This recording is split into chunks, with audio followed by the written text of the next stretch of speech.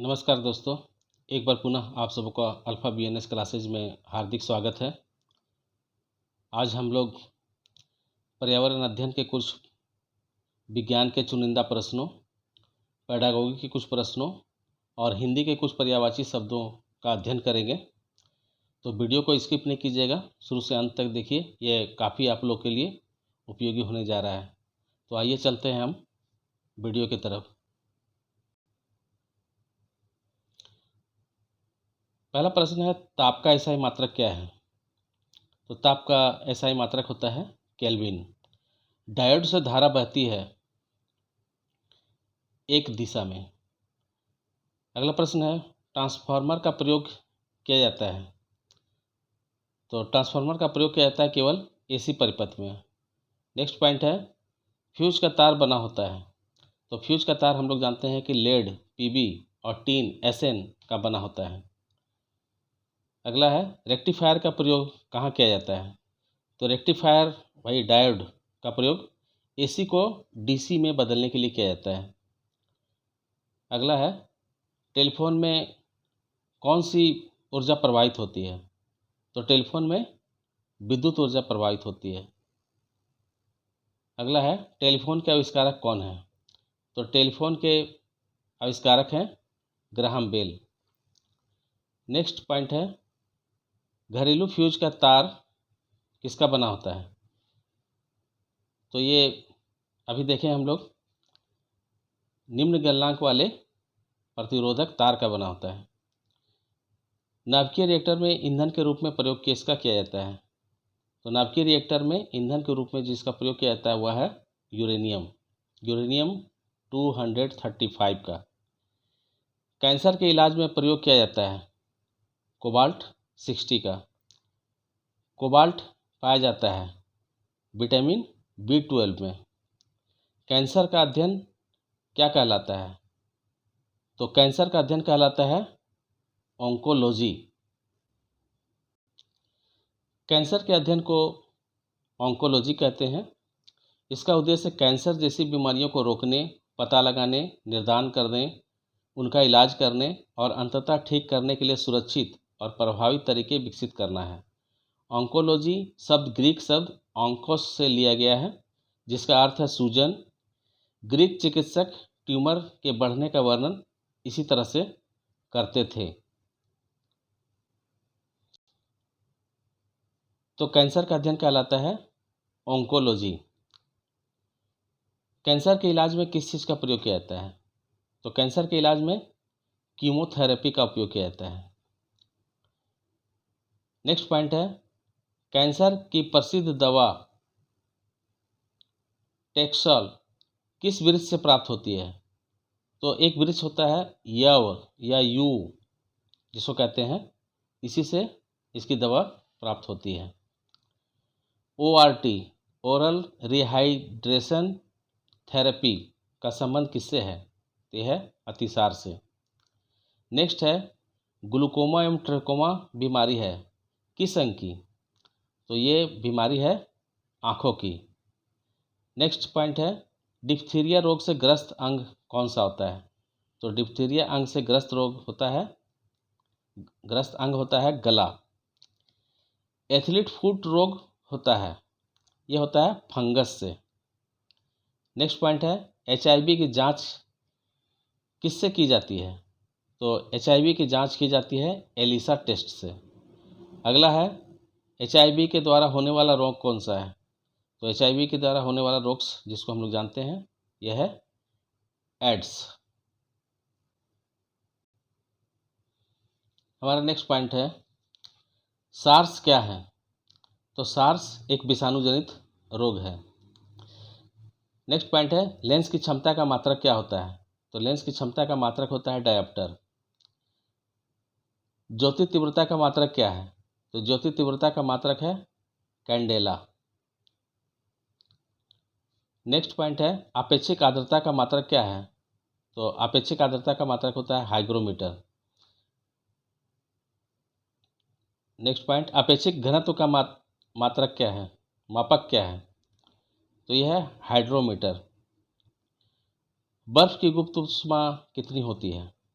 ये होती है 80 किलो कैलोरी। नेक्स्ट पॉइंट है डॉपलर प्रभाव किससे संबंधित है? तो डॉपलर प्रभाव संबंधित है ध्वनि से। नेक्स्ट पॉइंट है पीएच का निर्धारण किसने किया था? पीएच स्केल हम लोग जो जानते हैं, जो अम्लीय, क्षारीयता या उदासीनता किसी विलयन का जो बताता है उसी को हम कहते हैं पीएच स्केल। तो इसमें जो पीएच होता है इसका निर्धारण किसने किया था? इसका निर्धारण किया था सोरेनसन ने। इसी से संबंधित पॉइंट है कि उदासीन विलयन का पीएच कितना होता है? तो हम लोग जानते हैं इसका उदासीन विलयन का पीएच मान होता है 7, जैसे जल का। अम्लीय विलयन का पीएच मान कितना होता है? ये होता है 7 से कम। क्षारीय विलयन का पीएच मान कितना होता है? तो 7 से अधिक होता है। अम्लों का स्वाद कैसा होता है? तो अम्लों का स्वाद खट्टा होता है। क्षार का स्वाद कैसा होता है? तो क्षार का स्वाद होता है कड़वा। नेक्स्ट पॉइंट पे आते हैं शुद्ध जल का पीएच मान कितना होता है? अभी हमने बताया 7। जल में घुलनशील भस्म क्या कहलाता है? तो जल में घुलनशील भस्म क्षार कहलाता है। नीला लिटमस पत्र को कौन लाल कर देता है? तो नीला लिटमस पत्र को अम्ल लाल कर देता है। लाल लिटमस को नीला कर देता है, कौन करता है? ये क्षार। नेक्स्ट पॉइंट है अम्ल में अनिवार्य परमाणु। अम्ल में कौन सा ऐसा तत्व है या परमाणु है जो अनिवार्य रूप से उपस्थित रहता है? वह होता है हाइड्रोजन। लिटमस प्राप्त किया जाता है किससे? लाइकेन से। नेक्स्ट पॉइंट है कि निलंबन में प्रक्षेपित कणों का आकार कितना होता है? तो ये होता है 10⁻⁻4 सेंटीमीटर। अगला है कोलाइड में प्रक्षेपित कणों का आकार क्या होता है? तो इसमें जो आकार होता है कोलाइड में वो होता है 10⁻⁻5 से 10⁻⁻7 तक। कार्बन के 2 प्रमुख अपरूप कौन हैं? तो ये होते हैं हीरा और ग्रेफाइट। अब चलते हैं हम। अब यहाँ से शुरू होता है हमारा पेडागोगी माने बाल मनोविज्ञान के कुछ प्रश्न जो काफ़ी इम्पोर्टेंट है आने वाले टेट परीक्षा के लिए। पहला प्रश्न है अनुबंधन होने के लिए घटनाओं का उपयुक्त क्रम इस प्रकार है US UR CR CS CR UR या CS UR UR और UR US CS। तो इसका सही उत्तर होगा CS UR UR।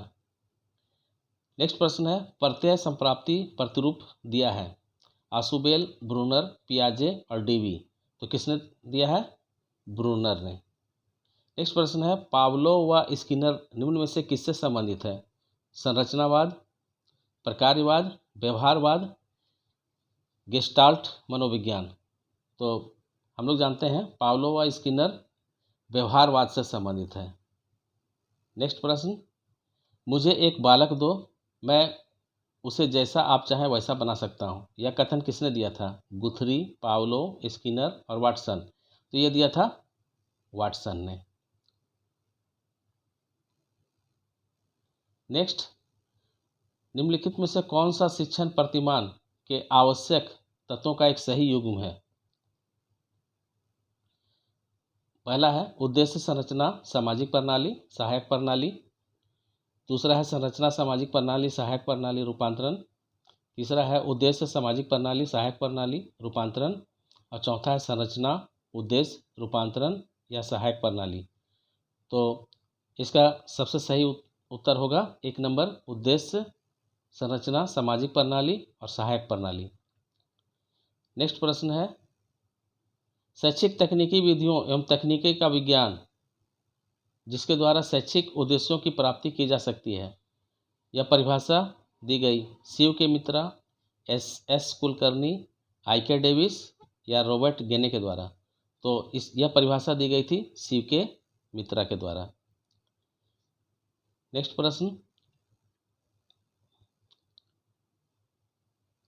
निम्न में से कौन सा एक प्रणाली उपागम का पहलू का नहीं है? उपागम का पहलू पहला है उद्देश्य, दूसरा संरचना, तीसरा प्रक्रिया, चौथा विषय वस्तु। तो इसका सबसे सही उत्तर होगा संरचना। अगला प्रश्न है बेसिक कोबोल फोरट्रॉन, पास्कल इत्यादि है। क्या है ये? प्रोग्रामिंग भाषाएं, यूटिलिटी प्रोग्राम, ऑपरेटिव सिस्टम या भाषा संसाधन। तो ये सब जो है सो प्रोग्रामिंग भाषाएं हैं। ये कंप्यूटर के भी प्रश्न में आता है।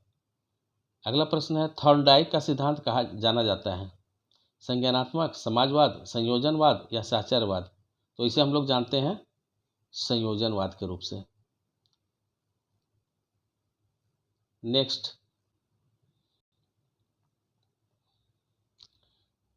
अगला प्रश्न है, संज्ञानात्मक विकास की निम्नलिखित अवस्थाओं में से कौन सी अवस्था का वर्णन ब्रूनर के द्वारा नहीं किया गया है?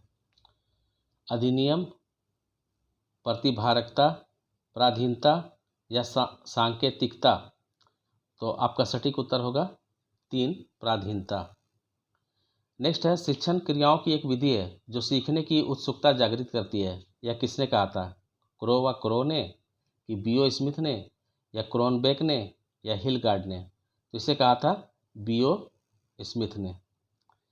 नेक्स्ट प्रश्न है कि निम्न में से कौन सी डेनियल गोलमैन द्वारा प्रतिपादित संवेगात्मक बुद्धि की एक विशेषता नहीं है? आत्मचिंता, चेतना, आत्मसंतुष्टि, आत्मनियंत्रण और सामाजिक कौशल। इसमें ध्यान देना है कि कौन सी विशेषता नहीं है। तो नहीं वाले में हो जाएगा आत्मसंतुष्टि। इसके अलावा जितने भी चीज़ हैं, आत्मचेतना, आत्मनियंत्रण और सामाजिक कौशल, ये सारे जो है सो उसकी विशेषताएं हैं। बढ़ते हैं नेक्स्ट प्रश्न पर। निम्न में से कौन सा कथन सही नहीं है? ये कथन सही नहीं है, इस तरह के प्रश्न पर ज़्यादा ध्यान दीजिएगा। विशेष रूप से इस पर ध्यान देने की आवश्यकता होती है, क्योंकि इसमें सही जानकारी होगी तभी आप इसमें मार सकते हैं। तो पहला है, अधिगम समायोजन है। तो हाँ, ये होता है। अधिगम सार्वभौमिक है, ये भी होता है। अधिगम हमेशा प्रेक्षणीय होता है। और चौथा है, अधिगम का परिणाम व्यवहार परिवर्तन होता है। अधिगम माने सीखने का परिणाम व्यवहार परिवर्तन होता है, ये भी होता है। तो बच गया 3 हमारा, यही जो है सो कथन सही नहीं है, 3 नंबर। नेक्स्ट है, अधिगम के संप्रत्यय, निर्माण एवं समस्या समाधान जैसे घटक प्रतिपादित किए गए हैं। पहला संज्ञानात्मकवादी, व्यवहारवादी, तीसरा फैकल्टी मनोविज्ञान, चौथा प्रतीकवादी। तो इसका सही उत्तर होगा संज्ञानात्मकवादी।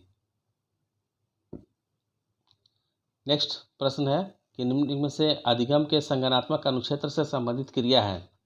अनुभूति करना, स्पर्श करना, क्रोधित होना या कल्पना करना। तो इसमें होगा कल्पना करना। ये जो है सो अधिगम के संज्ञानात्मक अनुक्षेत्र से संबंधित है। इसमें हम किसी चीज़ की कल्पना कर सकते हैं। नेक्स्ट प्रश्न है, निम्न में से कौन से शिक्षण प्रक्रम के अंग हैं? पहला शिक्षक वातावरण पाठ्यक्रम, दूसरा शिक्षक शिक्षार्थी पाठ्यक्रम, तीसरा है शिक्षार्थी शिक्षक और समाज, या चौथा शिक्षक समाज और पाठ्यक्रम।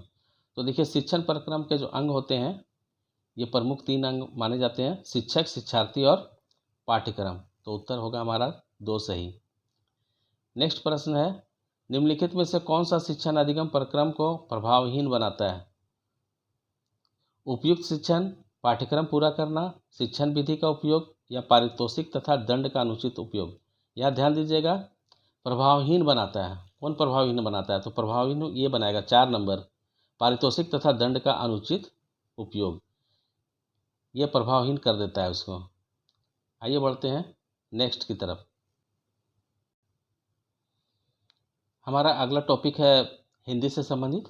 हिंदी में हमने आज कुछ पर्यायवाची शब्दों को लिया है। ये काफ़ी इम्पोर्टेंट शब्द हैं, जिसका अर्थ और इसका पर्यायवाची शब्द अक्सर परीक्षा में, हर परीक्षा में पूछे जाते हैं।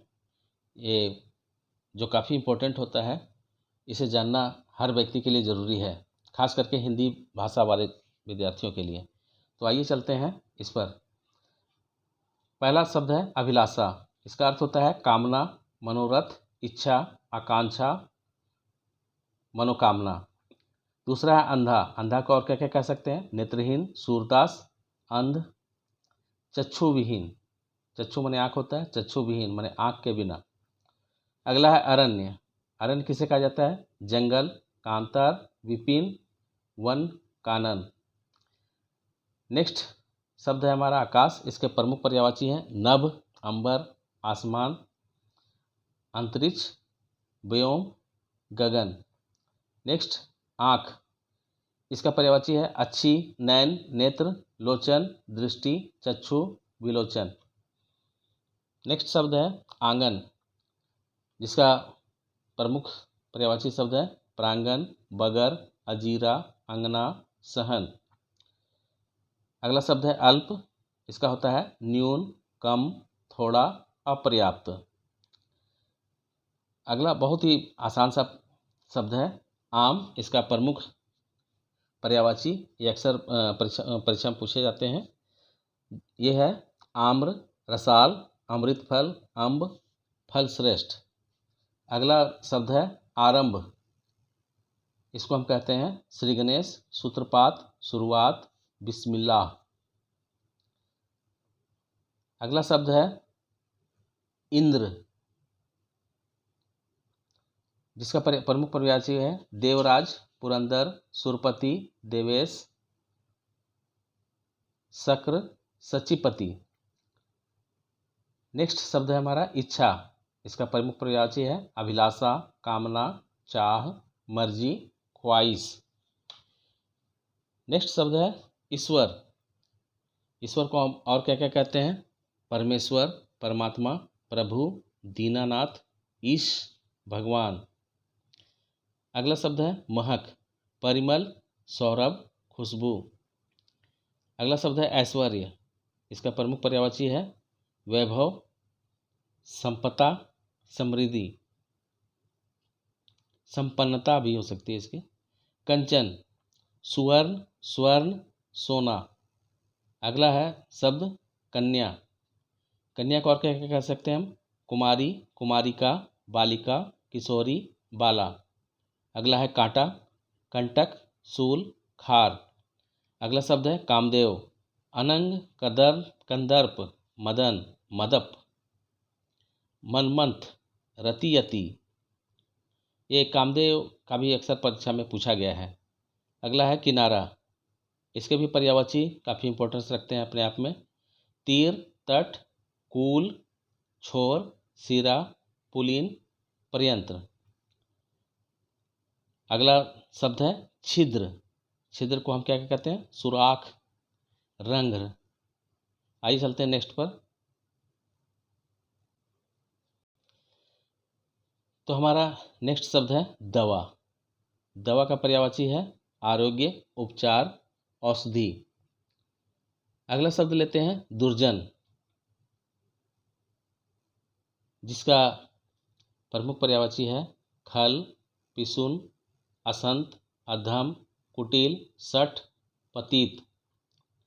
अगला शब्द लेते हैं दुर्गम। जिसका प्रमुख पर्यायवाची है दुस्तर, अगम्य, अवघट। अगला शब्द लेते हैं दूत। इसका होता है सफीर, प्रतिनिधि, चर। अगला शब्द लेते हैं हम धनुष। इसका प्रमुख पर्यायवाची है चाप, सरासन, कोदंड, पिनाक, सारंग। नेक्स्ट शब्द है हमारा धवल। इसका होता है श्वेत, उजला, निर्मल। अगला बहुत ही आसान सा शब्द है नया। इसका प्रमुख पर्यायवाची है नवीन, नूतन, अभिनव। इसे उलट करके भी पूछा जा सकता है। नेक्स्ट शब्द है हमारा बर्बर। जिसका होता है असभ्य, अशिष्ट, उद्धृत। नेक्स्ट पे चलते हैं। अगला शब्द है हमारा कुत्सित। जिसको हम कह सकते हैं नीच, अधम, निकृष्ट। अगला शब्द है खरा। जिसका होता है स्वच्छ, निर्मल। अगला है शब्द खोज। जिसको कहते हैं गवेषण, अन्वेषण। नेक्स्ट शब्द लिए हैं गंभीर। जिसका पर्यायवाची है गूढ़, जटिल, दुरूह, क्लिष्ट।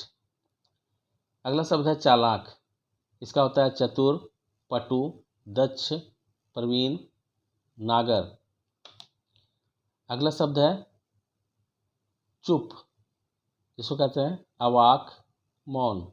और हमारा आज का अंतिम शब्द है चोटी, जिसको कहते हैं शिखर, श्रृंग, तुंग, शिरोबिंदु।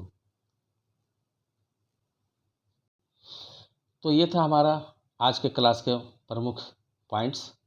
आशा है आपको पसंद आया होगा और इसी तरह के और उपयोगी जानकारी प्राप्त करने के लिए मेरे साथ चैनल में बने रहें। चैनल को सब्सक्राइब करके रख लीजिए ताकि आपको इस तरह की और भी बहुत सारी सूचनाएं समय समय पर मिलते रहेगी। तो उपयोगी जानकारी के लिए मेरे साथ बने रहने के लिए और मेरे साथ जानकारी को प्राप्त करने के लिए बहुत बहुत धन्यवाद।